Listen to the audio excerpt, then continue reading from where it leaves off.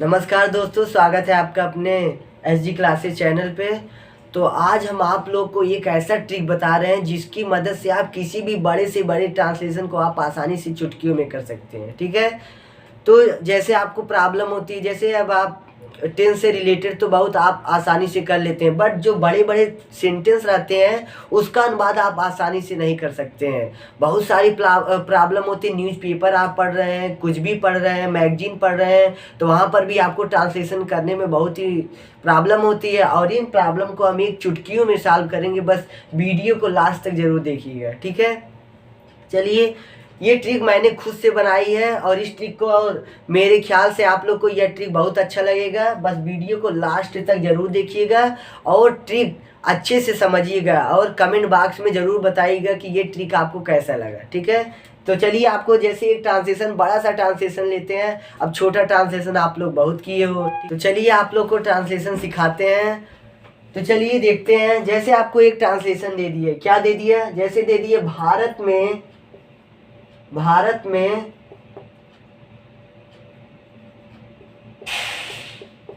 लोगों की स्थिति, भारत में लोगों की स्थिति शिक्षा के क्षेत्र में आपको एक ट्रांसलेशन दे दिया जा रहा है। भारत में लोगों की शिक्षा के स्थिति शिक्षा के लिए बहुत खराब है, बहुत खराब थी। ये आपको ट्रांसलेशन है, एक आपका ट्रांसलेशन है। क्या है? भारत में लोगों की स्थिति शिक्षा के लिए बहुत खराब है। ठीक है, शिक्षा के क्षेत्र में बहुत खराब है, ऐसा कर दीजिए, शिक्षा के क्षेत्र में बहुत खराब है। ठीक है, ये आपका ट्रांसलेशन हो गया। ध्यान से देखिएगा, आज इस ट्रांसलेशन को हम लोग कितने आसानी से करते हैं। ठीक है, वीडियो को जरूर लास्ट तक देखिएगा। कह दिया, भारत में लोगों की स्थिति शिक्षा के क्षेत्र में बहुत खराब थी। अब इसका ट्रांसलेशन हम कैसे करेंगे? ठीक है, तो इसके लिए मैंने एक शानदार सा ट्रिक बनाया है और शायद लगभग जितने भी आपकी बड़े बड़े सेंटेंस होते हैं सब में ये लगभग पूरा 100 का 100% तो कन्फर्म है ये यूज होगा। ठीक है, आज आपको वो ट्रिक आपको बताते हैं। जैसे कह दिए भारत में, अब आपको देखिए ट्रांसलेशन करने के लिए 3 चीज़ों की आवश्यकता होती है। कौन कौन सी? सभी को मालूम है, जो ट्रांसलेशन करते हैं क्या होता है? सब्जेक्ट, फिर क्या होता है आपका वर्ब होता है, फिर क्या होता है? ऑब्जेक्ट होता है। ये सभी को मालूम है, सब्जेक्ट होता है भैया, ऑब्जेक्ट होता है, वर्ब होता है। ठीक है, इन तीनों चीजों को जो जानता रहेगा वही आपका कर सकता है। तो चलिए आज देखते हैं। अब इतने लंबे सेंटेंस में भैया हम कहाँ से सब्जेक्ट खोजेंगे? प्रॉब्लम है कि नहीं? तो चलिए आज हम आपको सिखाते हैं एक शानदार सा ट्रिक। वीडियो को लास्ट तक देखिएगा और वीडियो का मजा अब यहीं से आने वाला है। ठीक है, कह दिए भारत में लोगों की स्थिति शिक्षा के क्षेत्र में बहुत खराब थी। ये आपका ट्रांसलेशन है। ठीक है, अब हमको करना है, तो चलिए चलते हैं। आपको एक ट्रिक बता रहा हूँ, आप शुरुआत से, सेंटेंस की शुरुआत से चलिए। एक बात और, चाहे आपके जितने भी बड़े सेंटेंस होते हैं उसमें सेंटेंस को कौन जोड़ता है? कंजक्शन जोड़ता है, कनेक्टिव वर्ड जोड़ते हैं, प्रीपोजिशन जोड़ता है, यही सब तो सेंटेंस को बड़ा करते हैं। का, की, के लगा के, में लगा के, पर लगा के, यही सब तो बड़ा करते हैं। तो इसीलिए सेंटेंस आपका बड़ा हो जाता है और प्रॉब्लम में फंस जाते हैं।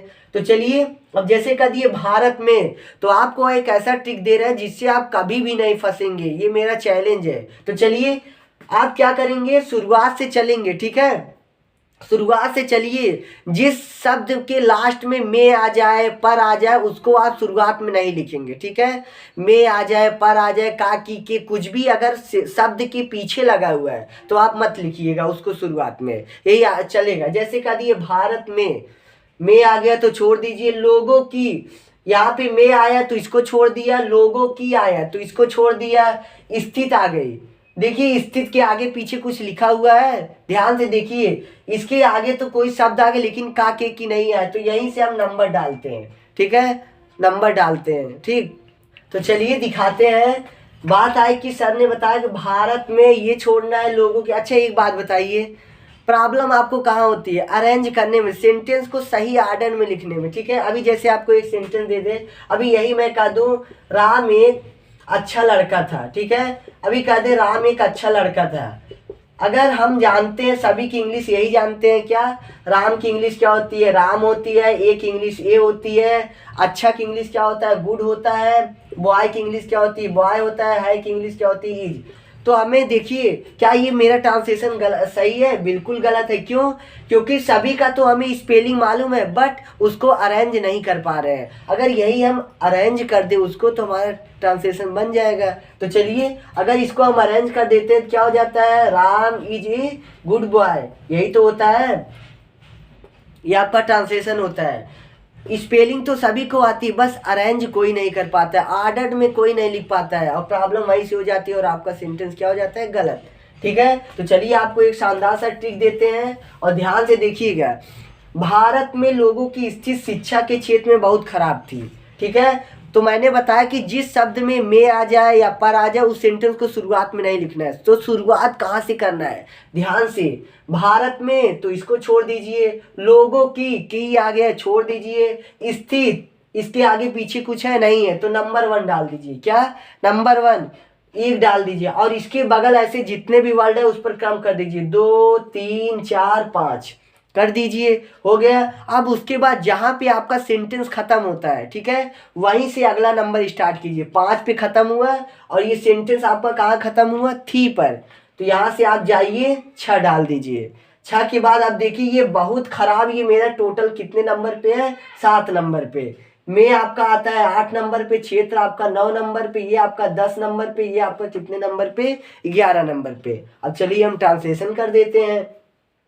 चलिए फटाफट बताइएगा स्थित की इंग्लिश क्या होती है? हम सभी देखो मैंने क्रम लिख दिया, ये मतलब आपको बताया कि आप कैसे क्रम लिखेंगे। ठीक है, तो आपको पता होनी चाहिए स्थित की इंग्लिश क्या होती है? पोजीशन। क्या होता है?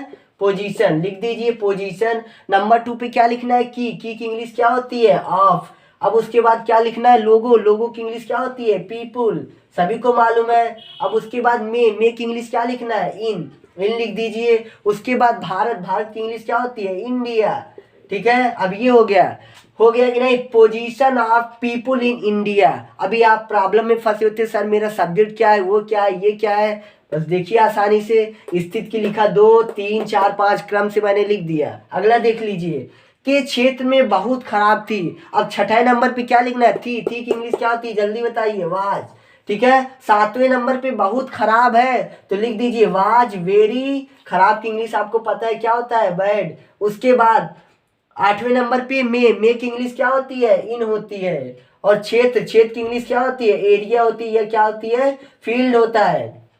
के की इंग्लिश क्या होती है? ऑफ। और शिक्षा की इंग्लिश क्या होती है? एजुकेशन। और इसी तरीके से आपका ट्रांसलेशन बनके तैयार। Position of people in India was very bad in field of education. ऐसे आपका कितना भी बड़ा सा बड़ा ट्रांसलेशन हो आपका बनके तैयार हो गया। ठीक है, फिर आपको एक एग्जाम्पल समझाते हैं। ठीक है, चलिए एक भी ट्रांसलेशन और आपको सिखाते हैं, ध्यान से देखिएगा। चलिए जैसे आपका कह दिया जौनपुर में लोगों के बीच की दूरी बहुत लंबी है। ठीक है, ये आपको कह दिए ट्रांसलेशन। अब बताइए भैया इतना लंबा ट्रांसलेशन कैसे करेंगे? प्रॉब्लम में है कि नहीं? तो चलिए आपको एक शानदार सा ट्रिक बताया था। शुरुआत हम कहाँ से करेंगे? शुरुआत सेंटेंस से, बट जिसमें मैं आ जाए, का आ जाए, की आ जाए शब्द के बगल में, वहां आप उसको नहीं लेंगे। चलिए जौनपुर में, ध्यान दीजिए, जौनपुर आया भैया, मैं आया छोड़ दीजिए, लोगो आया, के आया छोड़ दीजिए, बीच आया, बीच के लोगों के बीच की दूरी, यहाँ पे की रख दीजिए। ठीक है, लोगों के बीच की दूरी। अब देखिए आपका सेंटेंस अच्छा लगे, जौनपुर में लोगों के बीच की दूरी बहुत लंबी है। आपका सेंटेंस थोड़ा सा की भूल गए थे, ठीक है, इसके लिए सॉरी। तो बीच की, अब की आया तो छोड़ दीजिए, दूरी के बगल क्या कुछ लगा है? में नहीं लगा है, पर नहीं लगा है, कुछ भी प्रीपोजिशन आपका नहीं लगा है। तो स्टार्ट कहाँ से करते हैं? यहीं से। चलिए नंबर डाल देते हैं, दूरी यहाँ पे लिख देते हैं, दूरी आपको वीडियो में अच्छे से दिखे दूरी, तो यहाँ से नंबर करते हैं 1 2 3 4 5 6 7। और लास्ट मैंने क्या बताया, उसके बाद सीधा चले जाइए सेंटेंस के अंत में, वहां से नंबरिंग कर दीजिए। जो बचा है 7 के बाद क्या आता है? 8, ये आपका क्या हो जाएगा? 9। और इसी तरीके से हम ट्रांसलेशन कर देते हैं। चलिए करते हैं। डिस्टेंस की इंग्लिश, दूरी की इंग्लिश क्या होती है? डिस्टेंस। क्या होती है? डिस्टेंस। उसके बाद की इंग्लिश क्या होती है? ऑफ। बीच की इंग्लिश क्या होती है? मिडल। क्या होता है भैया? मिडल। के की इंग्लिश क्या होती है? ऑफ। लोगों की इंग्लिश क्या होती है? पीपुल। उसके बाद की इंग्लिश क्या होती है? इन। कहाँ होती है? बगल में क्या लिखा है? जौनपुर। ठीक है, क्रम से चल रहा है। मैंने लिखा है 1 दूरी है, 2 नंबर पे ऑफ है, 3 नंबर पे मिडल है, 4 नंबर पे, ये देखिए मैंने सही लिखा है बिल्कुल। ठीक है, उसके बाद क्या लिखना है? 8वें नंबर पे है तो 8वें नंबर पे आप क्या कर दीजिए भैया? इज लगा दीजिए। बहुत लंबी, वेरी लॉन्ग। और इसी तरीके से आपका सेंटेंस बन के तैयार। तो दोस्तों आज का ये वीडियो आपको कैसा लगा? ये शानदार सा ट्रिक ये मैंने खुद बनाया है। कमेंट बॉक्स में लिखना ना भूलिएगा जिसको ये ट्रिक समझ में आया हो, और जिन लोगों ने सब्सक्राइब नहीं किए वो सब्सक्राइब कर दीजिएगा तथा बेल आइकन को प्लीज कस के दबाइएगा। Thank you for watching this video.